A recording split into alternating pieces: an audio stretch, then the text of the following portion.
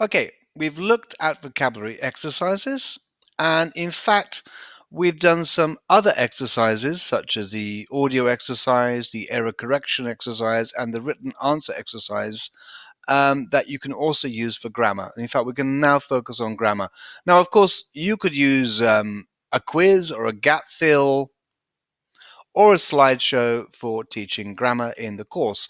However, you would never use the vocabulary exercise because that's specifically for vocabulary only. Grammar itself, like vocabulary, has its own specific exercise. So let's just look at the grammar here. So you are English, phrase, question, are you English? So obviously we're working on question forms. So let's click edit to access our assets. And let's click on grammar exercise because that's what we want to work on. Don't worry about this button here. That's not for you. Let's use this one here, create grammar exercise.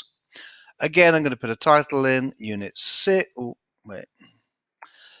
Unit 6 is, and I'm just going to put gram. So I just remember what that is. Now, add title for target language. This is a little bit of an explanation for students of what this is about.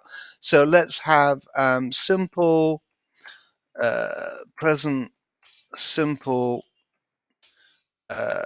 questions are, is, something like that. In fact, I'm going to put that in lowercase. Simple present, simple questions. Now, we need to add an example sentence. So let's have something like, you're from the UK. Are you English or Scottish? So we're not focusing on this, we're focusing on this. So this is not a short form. That, of course, is a short form. So this is fine. It's long form. It's not I though, it's you. Are you? And it's not positive, it's not negative, it's a positive question. It's not a negative question. So we need to click on that. Don't worry about the button here.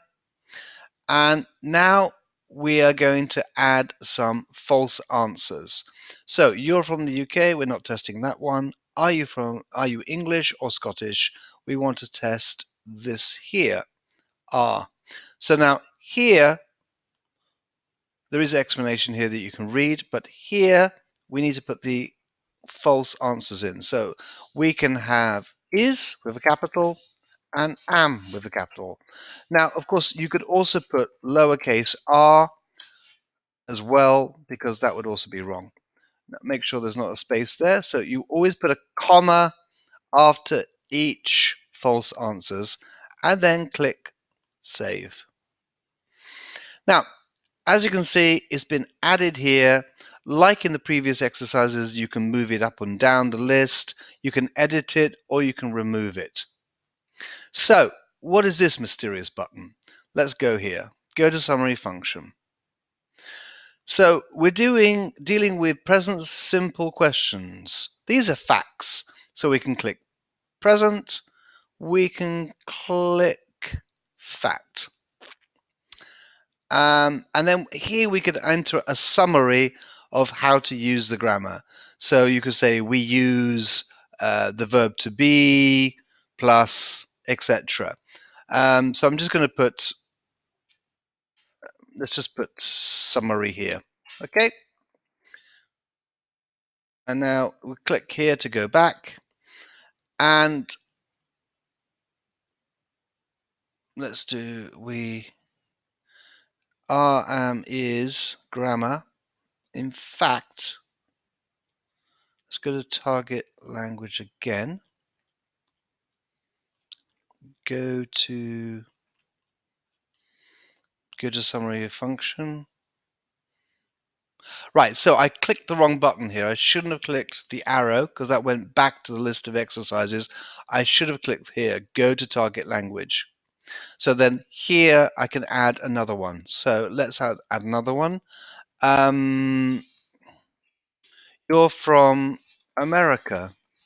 Oh, let's have he. He is from America? Is he Mexican or Canadian, for example? Again, long form, but it's not you anymore, is he. So we click is he. Again, it's a positive question. And now we have it here. Of course, we're going to gap that there to tell the system what is being tested. And we can put some false answers here. And I'm even going to do is lowercase. Click save. And now we have two examples to generate the exercise. So let's actually add this exercise and let's see how we can control it.